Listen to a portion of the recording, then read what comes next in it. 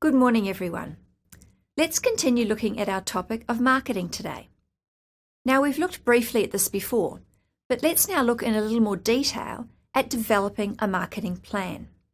So let's start by asking, what is a marketing plan? Simply, it's a document that details all the information and activities that a business uses to achieve its objectives for a target market.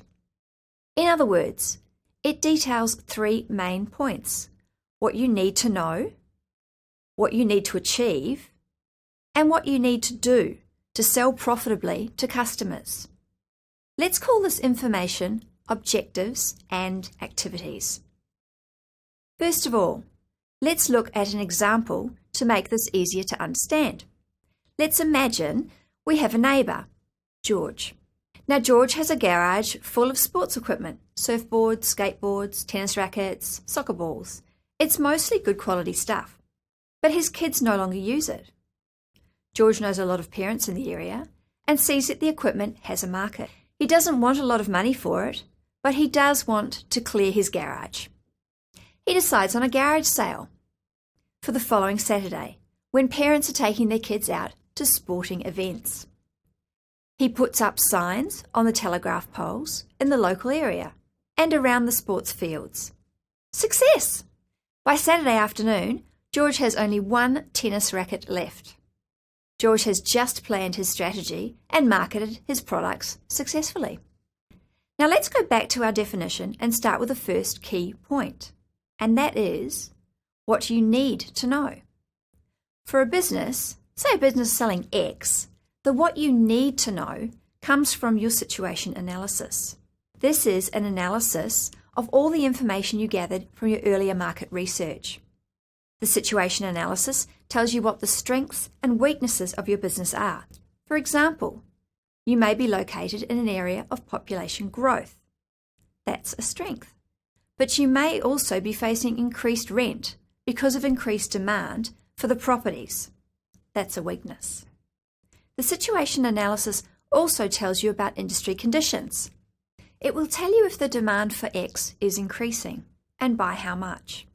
It will tell you who is buying X. Is it people in the 20 to 40 year age group or the middle income segment? For George, the situation analysis was simple. He spoke to the local parents and decided there was a need for his used sporting equipment. The next key point is what you need to achieve, your objectives. This, of course, is usually in the form of profit, but it might also be sales volume or market share. However it is expressed, the business must be able to reasonably achieve its objectives and see if it's achieving them. That is, the objectives must be achievable and they must be measurable. George's objective was to clear the garage. He knew he could get some money for his goods, and he could measure his success at the end of the day, an almost empty garage. Finally comes what you need to do. We can call this your marketing strategies. This includes all the practical steps a business must take to put the product and the customer in contact, and to convince the customer to buy and hopefully keep buying. It involves what's known as the 4 Ps. That is, decisions about your products, your prices, your place of distribution, and your promotions or advertising. George sold his products, his used sporting equipment, at a low price from his garage using signs on streets and sports fields. So, that brings me to the end of today's talk.